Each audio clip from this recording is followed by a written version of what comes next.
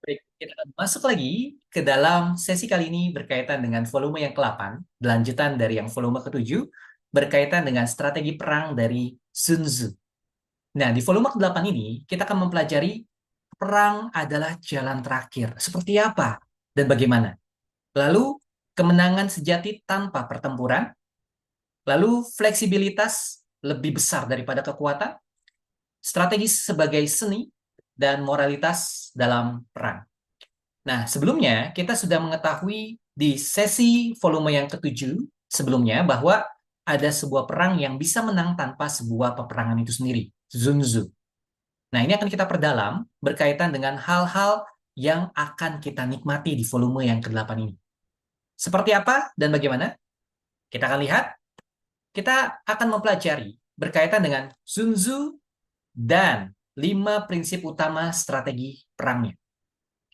Sun Tzu adalah seorang filsuf militer dari Tiongkok kuno yang hidup sekitar 544 hingga 496 sebelum Masehi.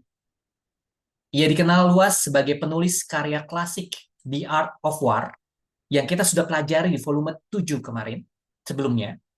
Sebuah buku strategi yang tidak hanya relevan di zamannya, tetapi juga terus dipelajari dan diterapkan hingga hari ini.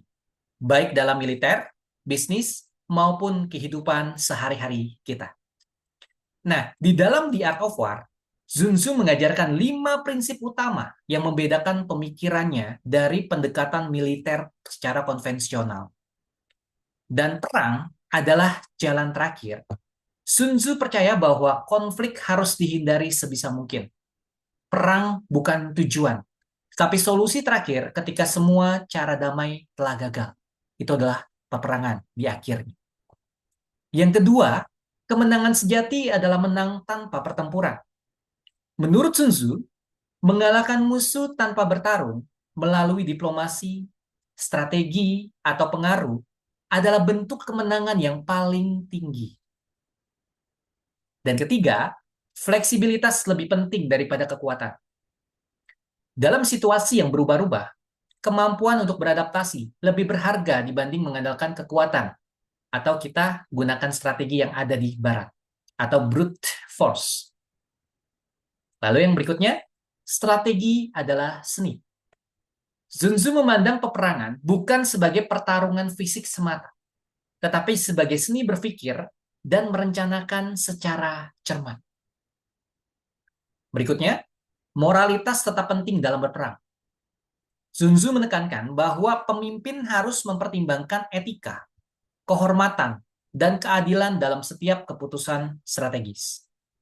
Jadi, melalui ajarannya, Sun Tzu mengubah cara dunia memandang konflik dari sekedar pertarungan fisik menjadi permainan pikiran dan juga nilai. Kita lanjut. Perang yang terbaik adalah menghindari perang. Kenapa? Karena perang adalah jalan terakhir. Nah, kutipan terkenal dari Sun Tzu ini merangkum inti dari filosofi militernya, bahwa kekuatan sejati tidak terletak pada seberapa hebat seseorang bertempur, melainkan pada kemampuan untuk mencegah perang itu sendiri. Sun Tzu menekankan pentingnya strategi yang cerdas, di mana diplomasi, intelijen, dan taktik tidak langsung menjadi alat utama dalam menyelesaikan konflik. Perang fisik menurutnya hanyalah pilihan terakhir yang diambil jika semua alternatif damai telah gagal. Dalam konteks modern, prinsip ini tercermin dalam berbagai pendekatan geopolitik masa kini. Misalnya, alih-alih melakukan invasi militer secara langsung, negara-negara besar seperti Amerika Serikat kerap menggunakan sanksi ekonomi dan diplomasi tekanan dalam menghadapi konflik. Seperti dalam hubungan kompleks antara Amerika Serikat dan Iran. Kenapa? Karena tujuannya tetap sama. Melemahkan lawan tanpa harus mengangkat senjata. Nah, Sun Tzu mengajarkan bahwa kemenangan terbaik adalah kemenangan yang tidak menimbulkan kehancuran, melainkan dihasilkan dari perhitungan matang, kendali emosi, dan kecerdasan dalam mengambil keputusan. Kita lanjut. Bagaimana kemenangan sejati tanpa pertempuran? Atau menaklukkan musuh tanpa bertarung adalah puncak dari keahlian. Kutipan ini merupakan inti dari strategi Sun Tzu dalam The Art of War, sebuah pendekatan yang menempatkan kecerdasan dan pengendalian emosi di atas kekuatan senjata. Bagi Sun Tzu, kemenangan sejati bukanlah yang diperoleh dari pertempuran darah, tetapi dari keberhasilan mengalahkan musuh sebelum perang diangkat. Strateginya berfokus pada menghancurkan rencana lawan sebelum sempat dieksekusi. Ini bisa dilakukan dengan memanipulasi pikiran lawan, menyebarkan disinformasi, atau menggoyahkan moral mereka dari dalam. Selain itu, Sun Tzu menganjurkan untuk menyerang titik lemah lawan seperti logistik, komunikasi, atau semangat tempur daripada menghadapi kekuatannya secara langsung. Salah satu contoh historis penerapan strategi ini adalah ketika Sun Tzu memimpin pasukan Wu melawan negara Chu. Ia berhasil meraih kemenangan bukan melalui pertempuran frontal, melainkan dengan menguasai medan pertempuran dan memecah konsentrasi musuh, membuat mereka kalah sebelum benar-benar siap bertarung. Dengan demikian, Sun Tzu menunjukkan bahwa seni tertinggi dalam peperangan adalah mengalahkan tanpa harus bertempur, mengubah kekuatan menjadi kendali, dan konflik menjadi peluang untuk menundukkan lawan secara halus namun efektif. Bagaimana fleksibilitas lebih besar daripada kekuatan? Air tidak memiliki bentuk tetap. Dalam perang tidak ada kondisi tetap.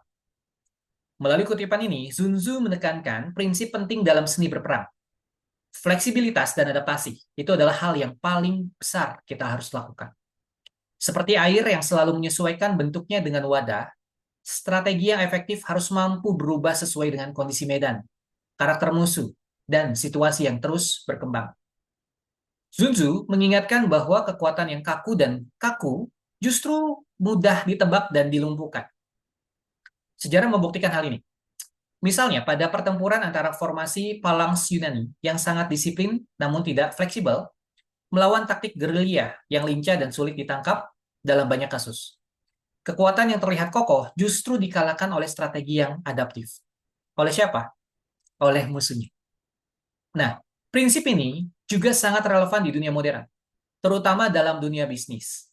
Mengapa?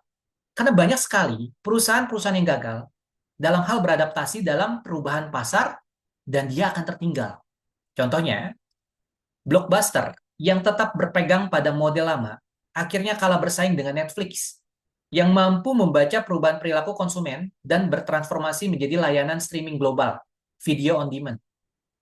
Nah, dalam pandangan Sun Tzu, bertahan bukan soal menjadi yang terkuat, tapi soal menjadi yang paling mampu beradaptasi. Karena dalam peperangan dan kehidupan, perubahan adalah satu-satunya hal yang pasti terjadi. Lanjut, bagaimana strategi adalah sebuah karya seni? Semua perang dibangun di atas tipu daya. Kalau ada kata perang, berarti di dalamnya ada kata tipu daya. Sun Tzu menegaskan bahwa inti dari strategi perang bukan hanya kekuatan senjata, melainkan kemampuan untuk mengecoh musuh.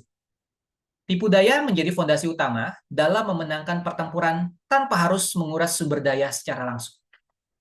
Dan prinsip ini mendorong penggunaan kreativitas dalam taktik seperti serangan palsu, penyebaran misinformasi, atau manipulasi posisi dan kekuatan pasukan.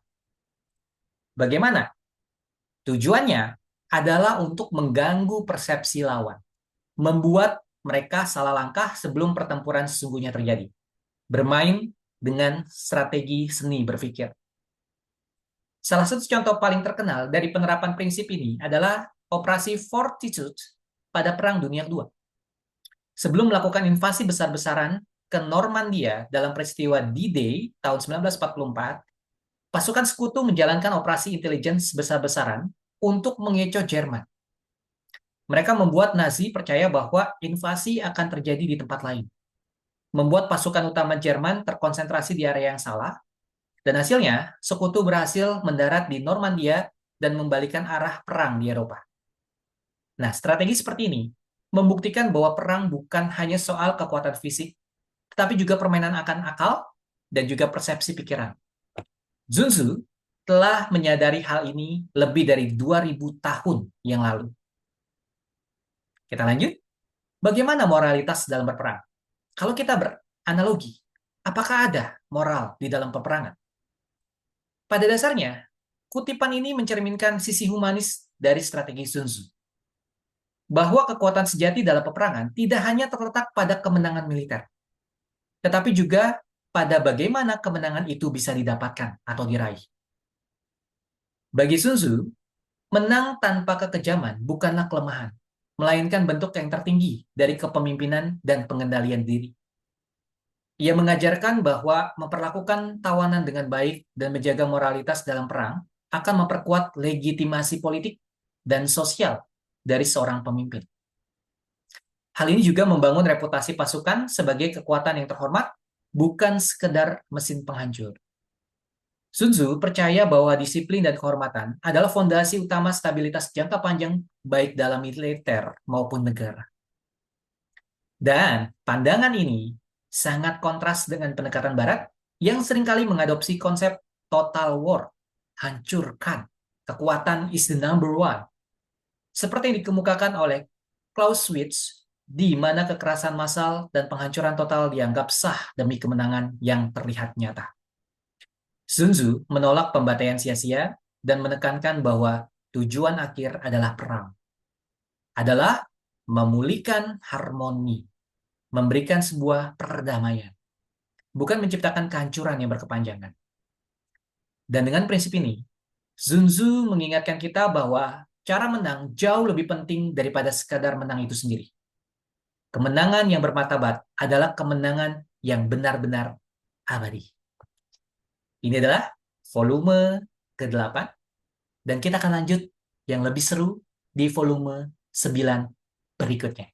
Sampai jumpa di I Think the Power Pampers.